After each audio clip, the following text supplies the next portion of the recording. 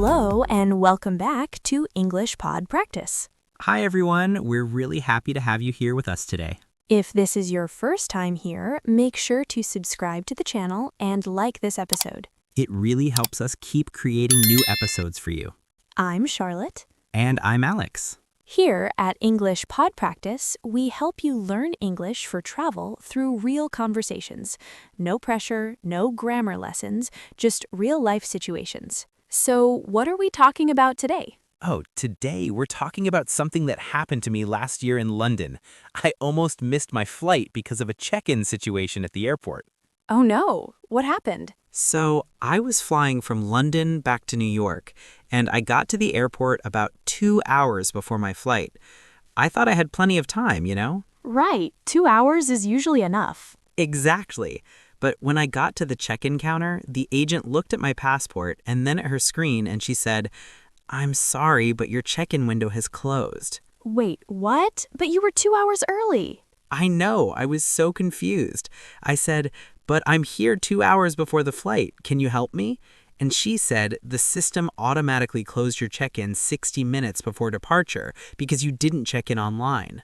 Oh, that's frustrating. So what did you do? Well, I started to panic a little bit. I had an important meeting the next day in New York, so I took a deep breath and I said, "Is there any way you can reopen my check-in? This is really important." And did that work? Not immediately. She said, "I need to speak with my supervisor. Can you wait here for a moment?" So I waited and I could see her talking to someone on the phone. That must have been so stressful. It really was. I was watching the clock and more people were lining up behind me. After about 5 minutes, she came back and said, "Okay, my supervisor approved it, but you need to go through security immediately. Your gate closes in 45 minutes. Wow, you were cutting it close. I know, but here's the thing. I realized later that the sentence that really helped me was when I said, "Is there any way you can reopen my check-in?" I stayed calm, I was polite, and I asked if there was a solution instead of just complaining. That's such an important point. I had a similar situation once in Paris. I arrived at the airport and the check-in desk told me, "Your flight is overbooked. We don't have a seat for you." Oh no, that's even worse than my situation. Right? I was shocked, but I remembered to stay calm and I said, "I have a confirmed reservation. Can you check again, please?" And the agent looked at the screen again and found my seat. See, that's exactly what I mean. When you're polite and clear about what you need, people usually try to help you. Absolutely. But I think a lot of travelers get nervous at the check-in counter, especially if English isn't their first language. Yeah, I totally understand that. But honestly, you don't need perfect English. You just need a few key sentences. Like, "Is there any way you can help me?" Or, "Can you check again, please?" Exactly. Those simple phrases can really save you in stressful situations. So, after the agent reopened my check-in, she printed my boarding pass and said, "Your gate is B47. Boarding starts in 30 minutes. Did you make it on time? Barely. I literally ran through security. And you know what the security officer said to me? "Is this your bag?" I said, "Yes, it is." And he said, "Please open it. We need to check inside." Oh no, not at that moment. I know, but I stayed calm and I said, "Of course, what do you need to see?" He just checked my laptop and my liquids and then he said, "Okay, you're good to go." That's good. At least he was quick about it. Yeah, he was really professional. And then I ran to the gate. When I got there, they were calling the final boarding. The gate agent said, "Are you on this flight?" And I said, "Yes, I am. I'm so sorry I'm late." And they let you board? Yes, thank goodness. She scanned my boarding pass and said, "Please board immediately. They're about to close the doors." Wow, that was close. You must have been so relieved. I was. When I sat down on the plane, I was just thinking about everything that happened, and I realized that knowing what to say in those situations really made the difference. I think that's the key lesson here. It's not about speaking perfectly, it's about knowing the right phrases for the right moment.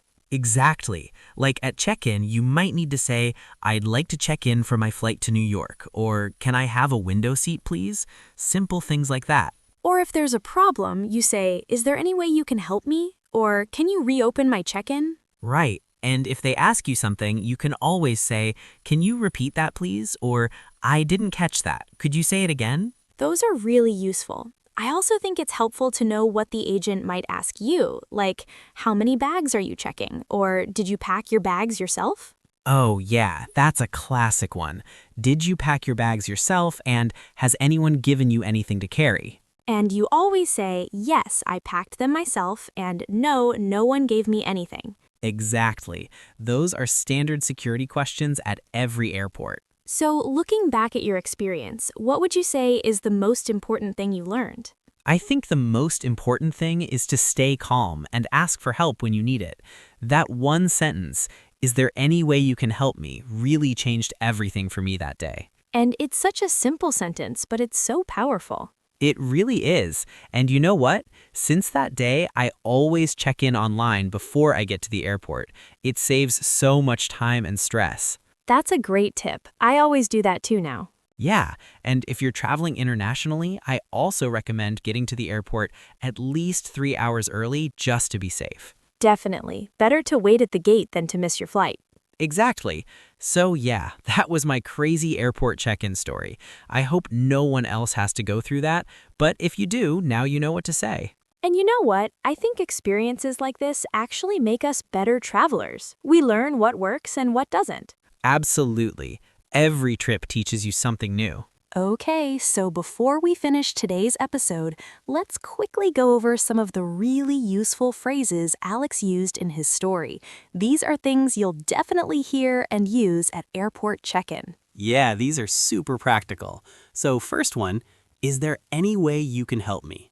This is polite, it's calm, and it shows you're asking for a solution, not just complaining. Love that one. Next, can you check again, please? This is great when you think there might be a mistake or when something doesn't seem right. Exactly. Then we have, I have a confirmed reservation. This is important if there's confusion about your booking. It's clear and direct. Another good one, can you repeat that, please? Use this anytime you didn't understand what someone said. No one will think less of you for asking. Right. And here's a common question you'll hear. Did you pack your bags yourself? Always answer, yes, I packed them myself. And they might also ask, has anyone given you anything to carry? You say, no, no one gave me anything. These are standard security questions, so don't be nervous when they ask. Just answer honestly. And one more really useful phrase, please board immediately. You might hear this if you're running late, like Alex was. It means you need to get on the plane right now. Yeah, hopefully you won't hear that one too often, but it's good to know. So those are the key phrases from today's story. Simple, practical, and they really work in real situations. All right, that's it for today's episode. Thanks so much for listening. We really hope this helps you feel more confident the next time you're at airport check-in. Have you ever had a stressful experience at the airport? Or maybe you almost missed a flight too? Let us know in the comments. We'd love to hear your stories. And if you're new here, make sure to subscribe to English PodPractice. We create these episodes to help you learn travel English with real-life situations. Remember, you don't need perfect English to travel. You need real English. Exactly. And the more episodes you listen to, the more confident you'll feel. So go ahead and binge watch our channel. It really helps with your listening skills, your vocabulary, and your confidence when you travel. In our next episode, we'll be talking about hotel check-in in English, another super important travel situation. So make sure you come back for that one. Until then, safe travels, everyone. See you in the next episode. Bye. Bye.